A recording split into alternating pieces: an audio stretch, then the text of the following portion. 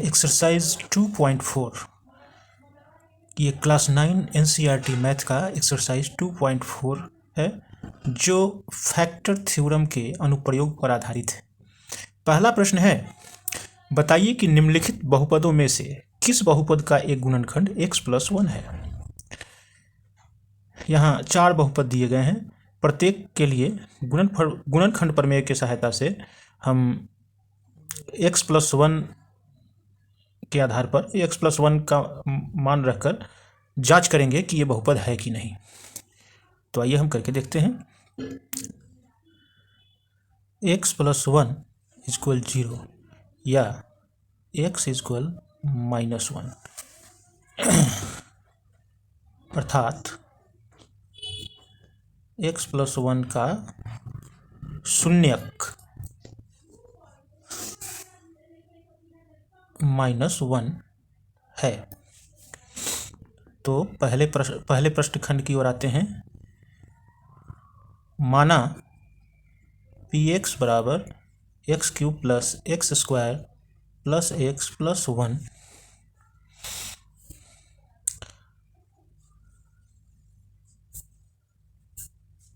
तो p -1 = -1 का cube plus -1 का स्क्वायर प्लस -1 + 1। तो इसको सरल किया गया। ऋणात्मक संख्या घन ऋणात्मक, ऋणात्मक संख्या का वर्ग धनात्मक, तो +1 + -1 + 1। ये -1 + 1 कैंसिल, -1 + 1 कैंसिल बराबर 0। अतः गुणनखंड प्रमेय से x+1 px का एक गुणनखंड है। अब हम दूसरे खंड की ओर आते हैं।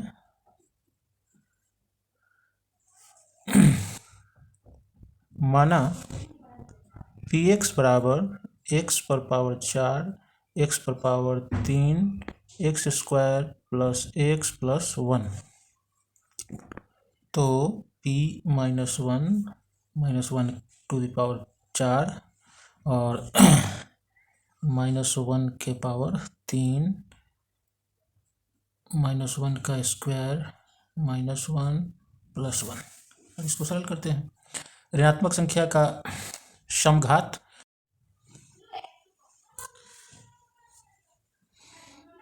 तो इसे सरल करेंगे। -1 का पावर 4 उसका मान धनात्मक 1 हो गया और -1 का पावर 3 ऋणात्मक 1 हुआ और यहाँ -1 का स्क्वायर ये धनात्मक हो गया। इस तरह से इसको सरल किया तो अंततः 1 शेष बचा और जो कि 0 के बराबर नहीं है। और गुणनखंड प्रमेय के अनुसार चाहिए कि यदि हम यहाँ मान प्रतिस्थापित करें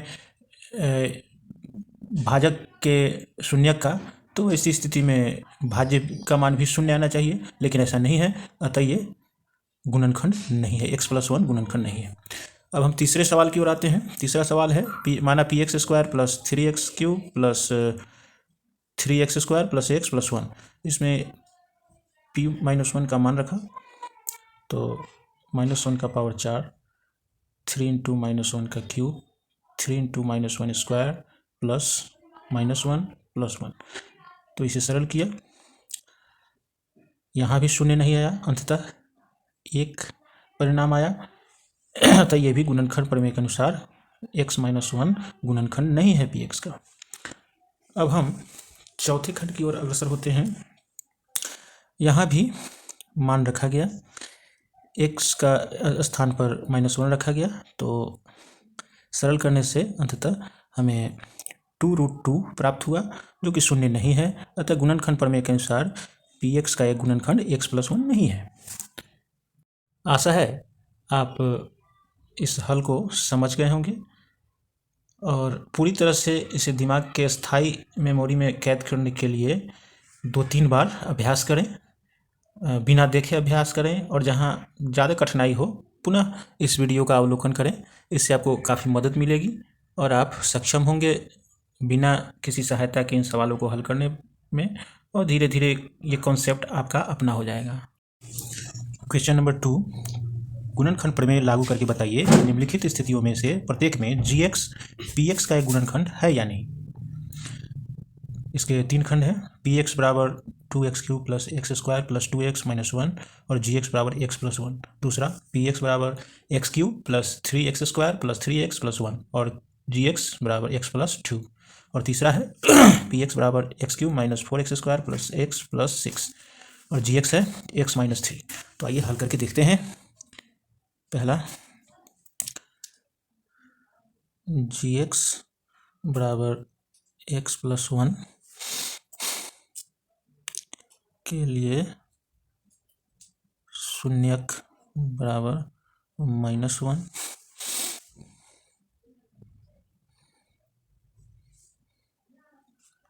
p माइनस 1 बराबर 2 इंटू -1 का क्यूब -1 का स्क्वायर -2 इंटू -1 और -1। तो ऋणात्मक संख्या का घन ऋणात्मक, तो -2 प्लस 1 माइनस माइनस प्लस 2 और -1। यहाँ -2 और +2 कैंसिल, -1 और +1 कैंसिल, इस तरह से 0 बचा। तो इसका तात्पर्य क्या है? इसका तात्पर्य है कि यहाँ गुणनखंड प्रमेय के अनुसार px का गुणनखंड gx है।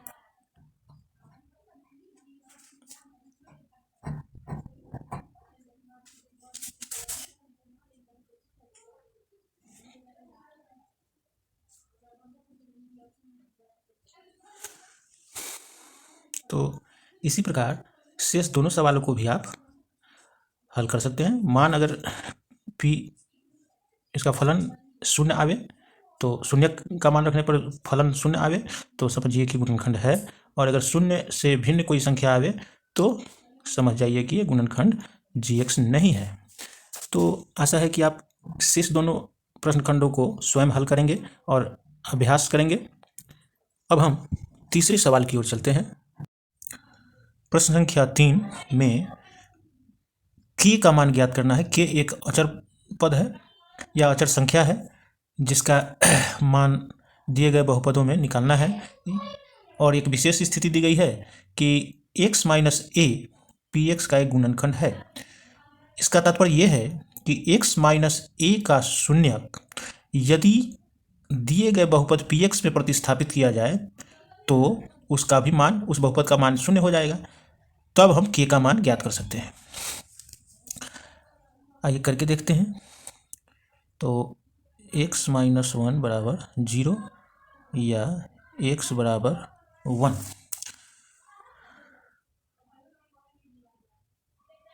अर्थात x माइनस 1 का शून्यक 1 है। तो पहले खंड को सॉल्व करें।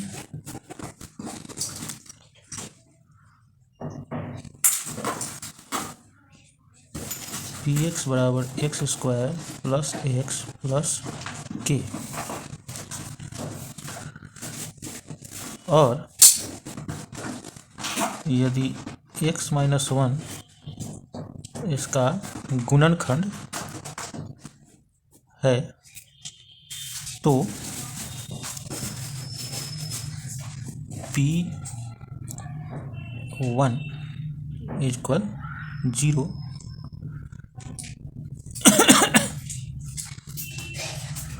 बराबर 1 का स्क्वायर प्लस 1 प्लस के। तो इसे सरल करेंगे। 1 का स्क्वायर 1 और प्लस 1 प्लस के बराबर 0, और 1 1 2 हुआ तो के बराबर -2। यही इसका हल या इसका उत्तर हुआ। दूसरा प्रश्न खंड है px बराबर 2x square plus kx plus √2। यहाँ भी वही स्थिति यानी x-1 से भाग देने की स्थिति में शेषफल शून्य होता है, अर्थात ये गुणनखंड प्रमेय के अनुसार इसका गुणनखंड, चूंकि यहाँ पर स्थिति दी गई है कि x-a गुणनखंड है, तो गुणनखंड प्रमेय के अनुसार अगर मान लें कि x-a बराबर 0, तो वैसी स्थिति में उसका शून्यक 1 आता है और उस 1 के मान को x के स्थान पर प्रतिस्थापित करें तो इस बहुपद का मान भी शून्य होगा। तो हम पूर्ववत कार्य करते हैं। P1 = 0, 2 × 1 का स्क्वायर प्लस k × 1 प्लस √2। तो 1 का स्क्वायर 1, 2 एकम 2 प्लस k एकम k प्लस √2 या k बराबर -2 प्लस √2, यही k का मान होगा। तीसरा खंड है px बराबर kx² माइनस √2x प्लस 1। तो P1 के लिए, चूँकि गुणनखंड प्रमेय की शर्त के अनुसार इसका एक गुणनखंड का मान हम शून्य लेकर चले, उसके शून्यक निकाल चुके हैं, तो उस मान को भर रहे हैं, अतः ये इस बहुपद का मान भी शून्य होगा। k x का मान हमने 1 रखा, √2 × 1 प्लस 1। देखिए 1 का स्क्वायर 1 ही होता है, k × 1 k रह गया, माइनस √2 एकम √2 प्लस 1, इसलिए k बराबर √2 - 1। कोई संख्या पक्षांतरित होती है तो उसका ऋणात्मक स्वरूप धनात्मक में बदल जाता है और धनात्मक स्वरूप ऋणात्मक में बदल जाता है। तो इस तरह से √2 + 1 इसका उत्तर होगा। चौथा, px बराबर kx² - 3x plus k। P1 बराबर 0, k × 1 का square minus 3 × 1 plus k -3 plus k। यहाँ दो बार k आया है, तो k और k दोनों प्लस में है, 2k - 3, इसलिए k बराबर 3/2। इस तरह से चारों प्रश्न खंड इसके हल हो गए। इनका अभ्यास, चारों प्रश्न खंड हल हो गए, इनका अभ्यास आप करेंगे और जहाँ दिक्कत होगी कमेंट में बताएंगे। अब हम चलते हैं चौथे प्रश्न की ओर। गुणनखंड ज्ञात कीजिए, चौथा प्रश्न। तो ये गुणनखंड दो तरीकों से ज्ञात किया जाता है आमतौर पर। तो पहला तरीका है मध्य पद को तोड़कर, दो भागों में बांटकर, और दूसरा तरीका है गुणनखंड साध्य यानी फैक्टर थ्योरम का इस्तेमाल करके। तो पहले हम प्रश्न खंड 1 को मध्य पद को विभक्त करते हुए गुणनखंड करने का प्रयास करेंगे। तो ये बहुपद है 12x² - 7x प्लस 1। इसमें जो प्रैक्टिकल बात है समझने वाली, वो आप देखिए, x² का गुणांक 12 और अचर पद 1, इनको आपस में गुणा कर लेते हैं। तो 12 एकम 12।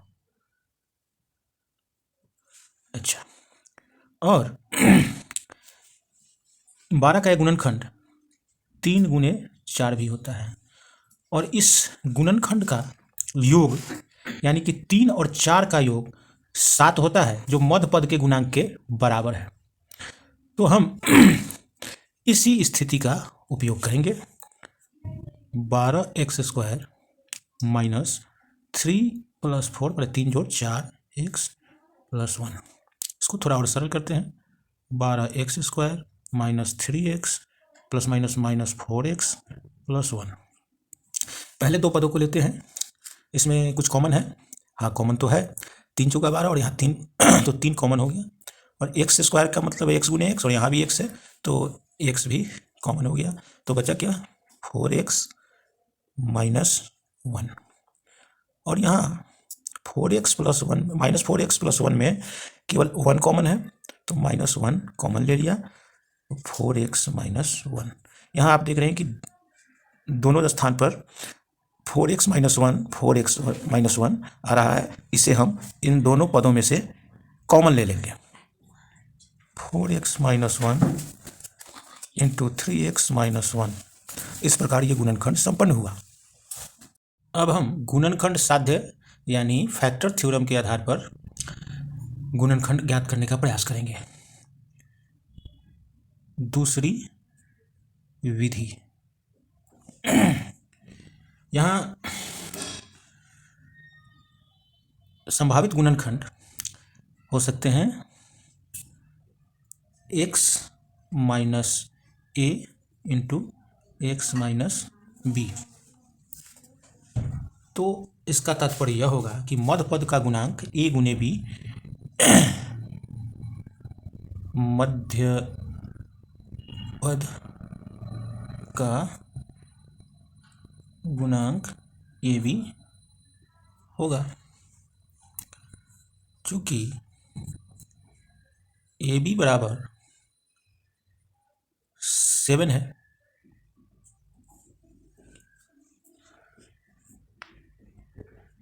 अतः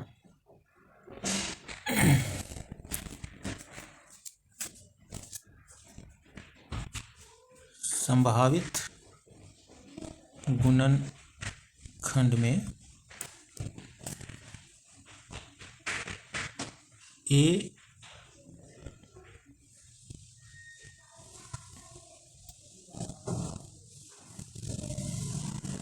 एक और 7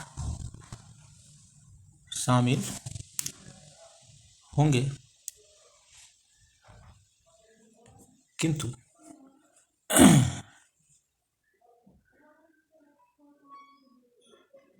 इन मानों को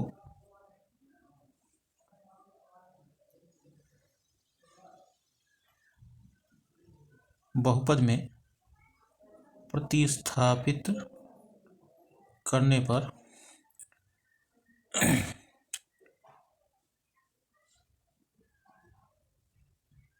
परिणाम शून्य नहीं आता है। अतः न तो x माइनस 1 और न x माइनस 7 गुणनखंड होगा।